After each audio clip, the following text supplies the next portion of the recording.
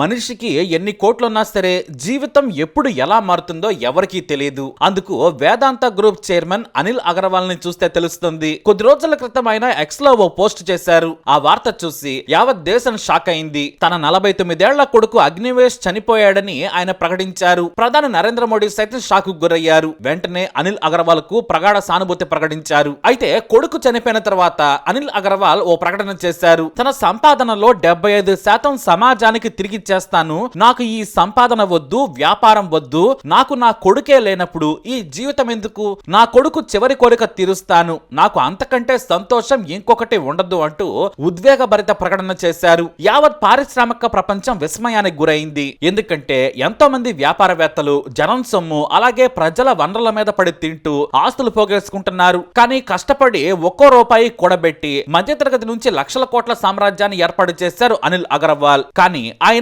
తన కొడుకు మరణం తర్వాత పూర్తిగా వేదాంతం మాట్లాడుతున్నారు. ఆయన చేసిన ప్రకటన చూస్తే మనకు అనిల్ అగర్వాల్ ఎంతలా బాధపడుతున్నారో అర్థం చేసుకోవచ్చు. ఈ రోజు నా జీవితంలో చీకటి రోజు. నేను ఎంతో ప్రేమించే నా కొడుకు అగ్నివేష్ తొందరగా మా నుంచి దూరమయ్యాడు. అతని వయసు కేవలం 49 ఏళ్లు మాత్రమే. పూర్తి ఆరోగ్యవంతుడు. ఎంతో జీవితం ఉంది. ఎన్నో కలలు కన్నాడు. అమెరికాలో స్కైయింగ్ చేస్తుంటే గాయపడ్డాడు. న్యూయార్క్ లోని మౌంట్ సిన్నాయ్ ఆసుపత్రిలో చికిత్స పొందుతూ ఉన్నాడు. ప్రమాదం కూడా ఏమీ లేదన్నారు డాక్టర్లు. ఓ పెను ప్రమాదం నుంచి తప్పించుకున్నాం, కానీ విధి మరోలా మమ్మల్ని శిక్షించింది. చికిత్స పొందుతున్న అగ్నివేష్ హఠాత్తుగా గుండెపోటుతో చనిపోయాడు. మా నుంచి దేవుడు దూరంగా మా అగ్నివేష్ ను తీసుకెళ్లిపోయాడు. ఓ తండ్రిగా నేను నా బాధను చెప్పలేను. ఒక కొడుకుకు చివరి వీడ్కోలు పలకటం ఎంత కష్టమో వర్ణించలేము.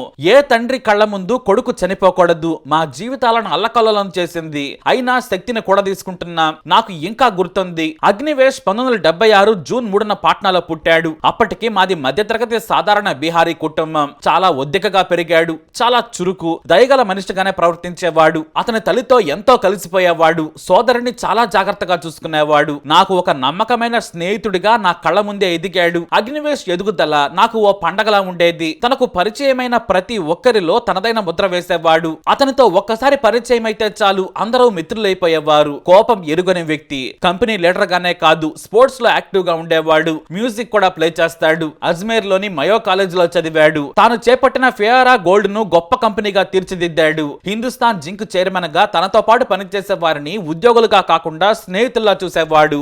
ఎంతో సాధించినా చాలా సింపుల్ గా ఉండేవాడు. తనలోని మానవత్వాన్ని ఎప్పుడూ మిస్ కానివ్వలేదు. బయటి ప్రపంచం ముందు కనిపించాలని ఎప్పుడూ తాపత్రయపడలేదు. నాకు అగ్నివేష్ కొడుకు మాత్రమే కాదు, ఓ స్నేహితుడు. నేను గర్వించే నా జీవితం, నా ప్రపంచం. నేను నా సతీమణి తట్టుకోలేకపోతున్నాం. మా బాధలో మాతో పాటు వేదాంత గ్రూప్ లో పనిచేస్తున్న మా ఉద్యోగులంతా మా బిడ్డలే. దేశం గురించి కూడా గొప్పగా మాట్లాడేవాడు అగ్నివేష్. మన శక్తికి ఎప్పుడో ఎదగాల్సి ఉండేది. మనం ఎప్పుడూ వెనకబడకూడదు. దేశంలో ఏ పేద పిల్లవాడు ఆకలితో పడుకోకూడదు. విద్యకు దూరం కాకూడదు. ప్రతి మహిళ తన స్వశక్తితో ఎదగాలి. ప్రతి యువకుడికి గౌరవప్రదమైన పని లభించాలి. మనం సమాజానికి తిరిగి ఇచ్చేద్దాం అనేవాడు అగ్నివేష్. నేను అప్పుడే మాటిచ్చాను. సంపాదించిన ఆస్తి మొత్తంలో 70% కంటే ఎక్కువే తిరిగిచ్చేస్తానని చెప్పాను. నేను ప్రమాణం చేస్తున్నాను. నా కొడుకు చివరి కోరిక తీరుస్తాను. పేద పిల్లల విద్యకు, యువత ఉపాధికి, మహిళల ముందడుగుకు నా సంపాదన ఉపయోగిస్తాను. నేను ఈ రోజే నిర్ణయించుకుంటున్నాను అతి సాధారణ జీవితం గడపాలని. అగ్నివేష్ జీవితం ఎంతో మిగిలి ఉంది.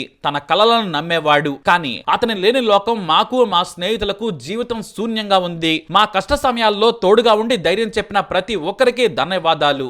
బేటా, నువ్వు మా హృదయాల్లో ఉంటావు, మా పనిలో ఉంటావు. నువ్వు స్పృశించిన ప్రతి జీవితంలో కనిపిస్తావు. నువ్వు లేని ఈ మార్గంలో ఎలా నడవాలో తెలియడం లేదు. నీ ఆశయ సాధనకు ప్రయత్నం చేసేందుకు ముందుకు సాగుతానంటూ చివరిసారిగా కొడుకు గుడ్ బై చెప్పారు అనిల్ అగర్వాల్. అంతేకాదు, తన కొడుకుతో ఉన్న సంతోషకరమైన సమయాలను ఫోటోలుగా ఉంచారు. వాస్తవానికి వేదాంత గ్రూప్ లోని ఎవరైనా సరే పబ్లిసిటీకి చాలా దూరంగా ఉంటారు. తన కొడుకు పుట్టుక గురించి కూడా ఎందుకు చెప్పారంటే ఎవ్వరికీ కూడా అతని గురించి తెలియదు. చివరకు అతి దగ్గర వారికి కూడా. చాలా సింపుల్ గా లైఫ్ ని లీడ్ చేస్తారు. పొలిటికల్ లీడర్స్ తో కూడా కనిపించరు. తమ వ్యాపారాన్ని తాము చేసుకుంటూ ఉంటారు.